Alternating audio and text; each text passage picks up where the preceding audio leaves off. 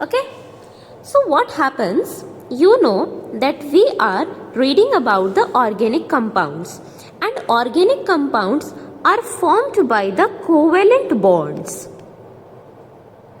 Covalent bonds, are formed by the electron sharing. Okay, so what happens? You know that we are reading about the organic compounds, and organic compounds are formed by the covalent bonds. Covalent bonds, are formed by the electron sharing. That is the basic of organic chemistry that will happen again and again. It forms due to the electron sharing. When a covalent bond is formed between atoms of different electronegativity, you know that covalent bond can be formed either with the same atom, that is carbon and carbon. So in this case what happens? Electronegativity difference is 0 because both are in the same environment and both these carbons have the same electronegativity. Okay, but what happens when this carbon is bonded with this chlorine? So chlorine is the halogen. Okay, it is the member of your group 17 of the periodic table. So it is attracting the shared pair of electrons more towards itself. Why? Due to electronegativity difference.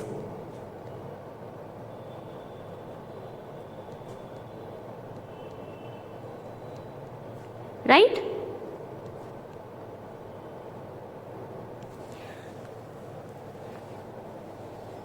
So this type of bond which is formed here will be called that it is a covalent bond that is formed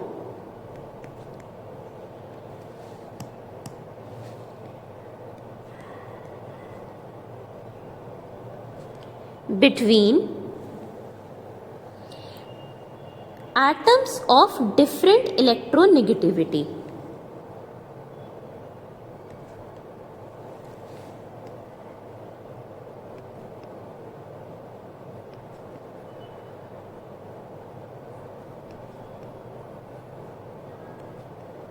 Okay, when this happens that there is a difference in electronegativity, so the element which has a higher electronegativity means the higher tendency of electrons, what it does, it attracts the electron cloud towards itself. For example, suppose in this carbon and carbon, this is the electron cloud of both. But when chlorine will come, so what will happen? It will attract its electron cloud. So this happens due to the electronegativity difference, and such a shift of electron density results in polar covalent bond. And this shifting of electron density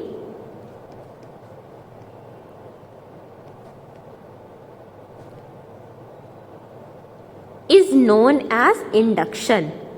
So if someone asks you that what is induction or what is inductive effect, so you have to tell that the shifting of electron density in a covalent bond, more correctly I should say a polar covalent bond, which forms due to the difference in electronegativity of the atoms. So that thing is what? It is induction.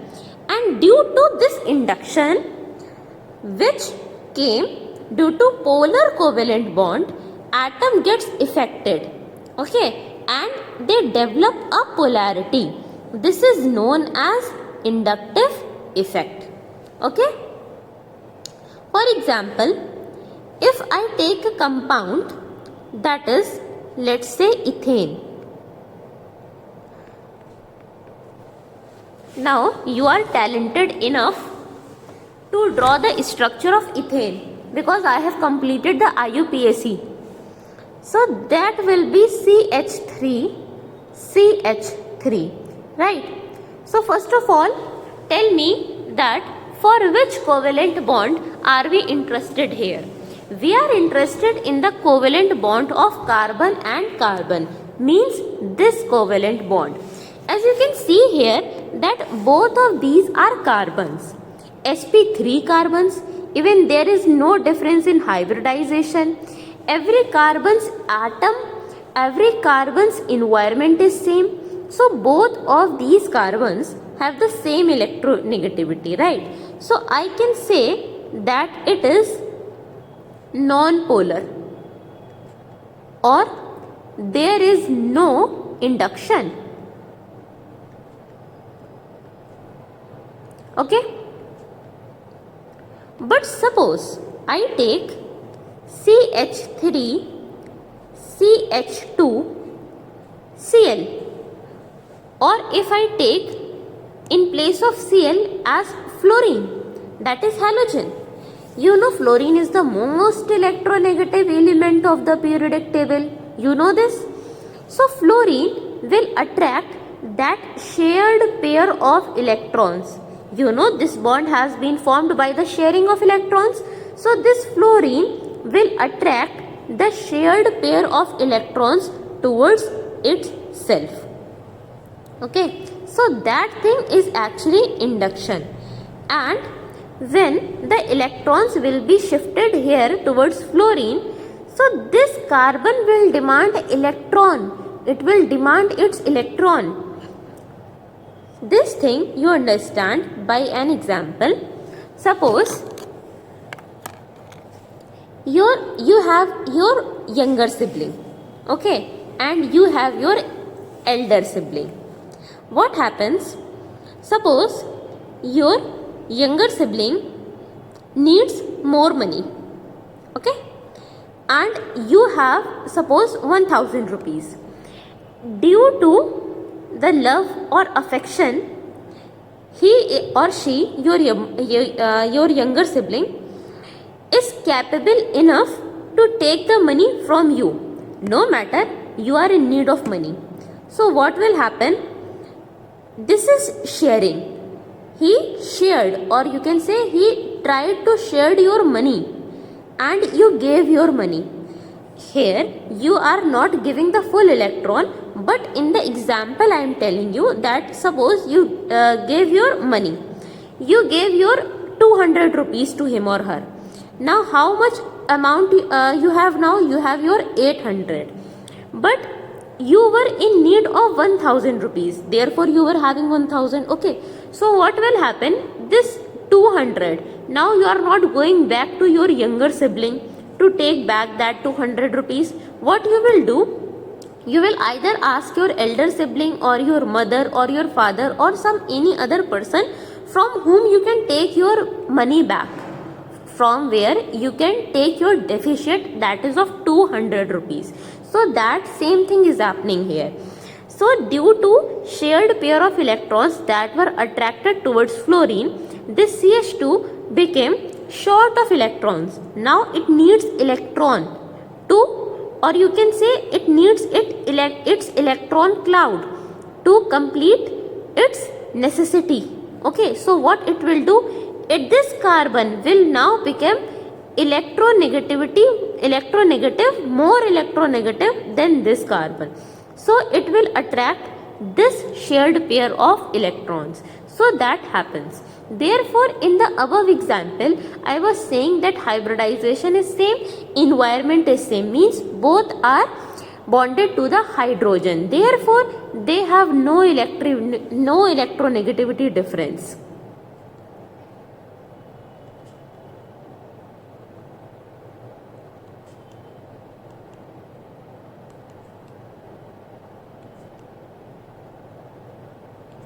Okay.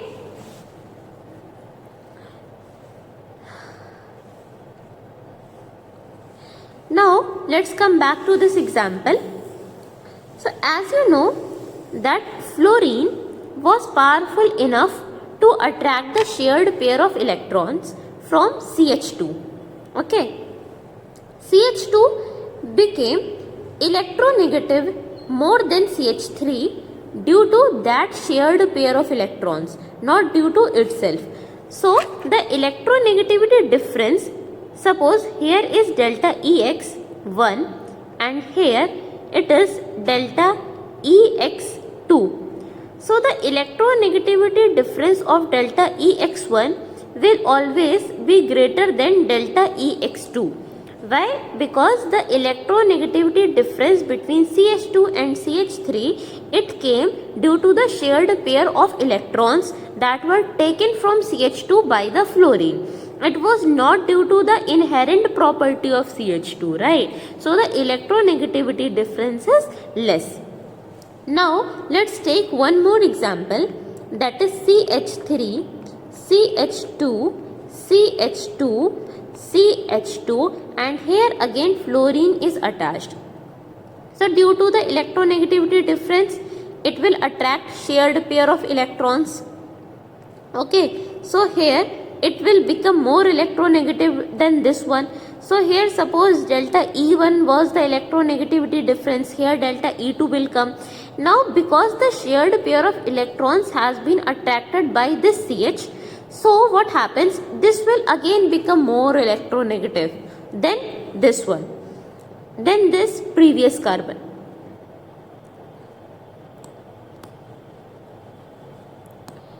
Now let's take one more example, that is CH3, CH2, CH2, CH2 and fluorine. Now again what will happen, this fluorine will attract the shared pair of electrons, polarity will come, and due to the electronegativity difference, the electron cloud will shift towards fluorine. So as a result, the original electronegativity of carbon will increase, right? It will try to attract the electron cloud of this bond towards itself, right? So there will again come a electronegativity difference. Here there was already a present electronegativity difference. So here it is, let's suppose delta E1 and here it is delta E2. But the thing to note here is this electronegativity difference, that is delta E1, it came due to the inherent property of fluorine that it is electronegative. But this delta E2, that is the electronegative difference between this CH2 and this CH2, this electronegativity difference came due to what? Due to the shared pair of electrons. Fine. This was not the inherent property of this carbon to take the electrons from this carbon. So delta E2 will be less than delta E1. Now as the carbon electron cloud has been shared to this carbon, again this carbon become electron deficient. So it will share the electron cloud towards itself of this carbon. So here delta E3 will come. Similarly here delta E4 will come. But the magnitude of electronegativity difference will keep on decreasing. So delta E3 will be much less and delta E4 will be much less, even negligible. Delta E5 will never come because the inductive effect dies out after reaching to fourth or most in some rare cases to the fifth carbon. Okay, so inductive effect dies out. So now you can understand that this is not due to something external. This is due to the carbon's internal, or you can say that the organic compound's internal environment. It is not due to something external happening. So it is nothing like that if something external is doing, so if you remove that factor then this effect will go. No, this will not happen until and unless you will take this fluorine out and you will introduce a hydrogen here.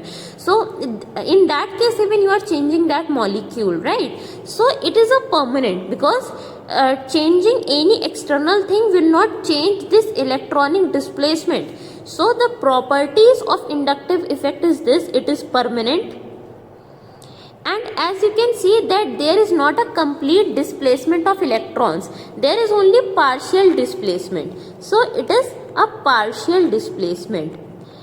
And you can see here that it was the sigma bond, means the electron cloud of sigma bond is being shared.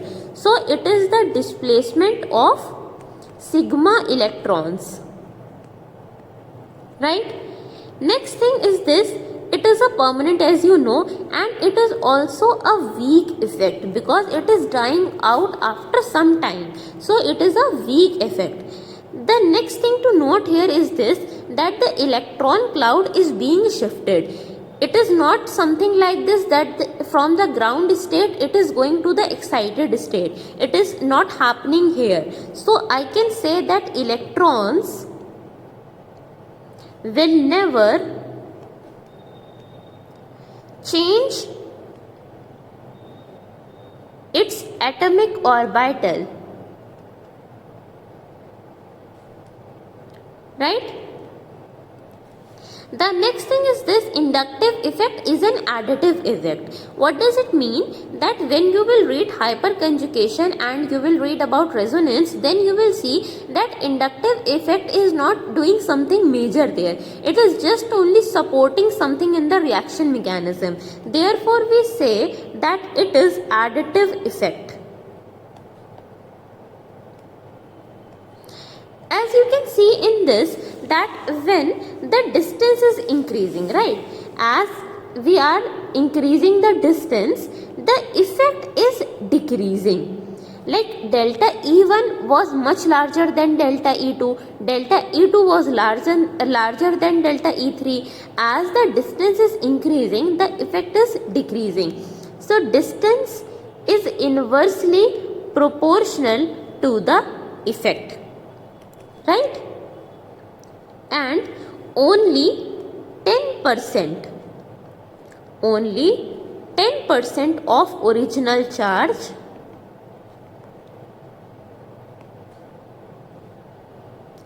transfers in each bond.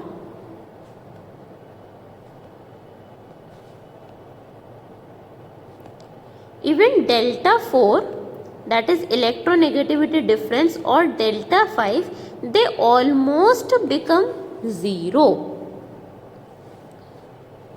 Now, if I ask you one question here, it is chlorine, right? It is fluorine. Fine. Here it is chlorine. So it is delta 1, it is delta 2, it is delta 3, right? Here it is delta 1, here it is delta 2, here it is delta 3, here it is delta 4. Now I am asking you to find order of electronegativity difference, that is delta. So in the very first case, you know that on increasing the distance, electronegativity difference decreases. So I can say, or you will write delta 1 greater than delta 2, it's greater than delta 3. But now the question comes of when fluorine and chlorine both are there. So how will you answer? So the very first logical thing is this, that fluorine and chlorine both are the members of halogen group, right? So going from upside to down, that is from fluorine, chlorine to bromine to iodine, the electronegativity decreases. And we all know that fluorine is the most electronegative element in fact. So the difference between carbon and fluorine will be greater than the difference between carbon and chlorine. So the very first thing which I can write is delta 1 greater than delta 4. Nobody can stop me from writing this, right? Now the question comes of delta 2 and delta 3. So either delta 2 will be greater or delta 3 will be greater. Now you tell me that delta 2 came due to which reason? It came due to that the fluorine attracted the carbon's electron pair, or you can say electronic cloud, right? So fluorine can attract more because it has higher electronegativity. Fine. Therefore, delta 2 will be higher than delta 3. This example, if I explain you more, if it is not clear to you, I will explain you with the help of numbering. So this is your fluorine, this is your chlorine. I think you should write the explanation with me also.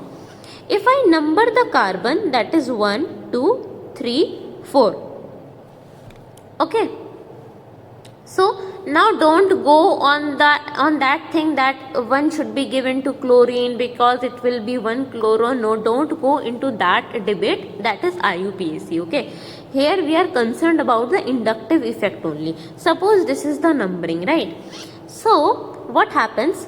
Now let's color the electron cloud between this carbon. Let's draw carbons also, just for your understanding, as blue color. Okay, this is the electron cloud, right? Here between 1 and 2, let's paint the electron cloud as a green color. Here let's do it with the yellow color. Here the electron cloud, let's paint it with something blue, right? And here this pair.